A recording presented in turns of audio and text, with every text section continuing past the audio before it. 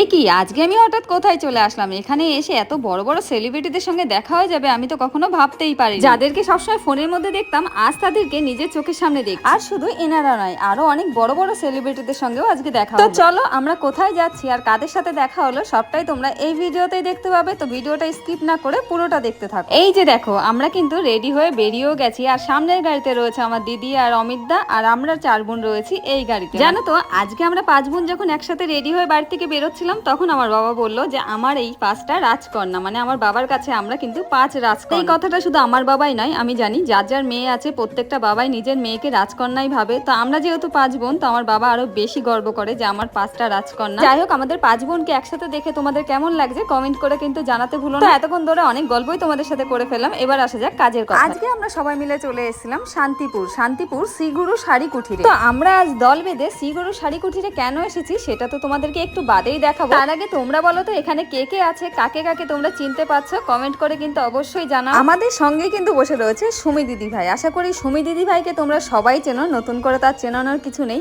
তারপরই কিন্তু আমার সাথে দেখা হয়ে গেল আমার খুব পছন্দের একজন মানুষের সাথে। যাই হোক সবার সাথে দেখা সাক্ষাৎ করে এখন চলে আসলাম মেইনলি আমরা যে কাজের জন্য এসেছি তো সেইখানে, মানে শাড়ি কিনতে। এখানে 370 টাকা শাড়ি হয় তোমরাই বলো। বোন আজকে এখানে ইয়ে করছে, দোকানদারি করছে, দেখতেই পাচ্ছ। এগুলো হচ্ছে টিস্যু শাড়ি, এগুলো আমি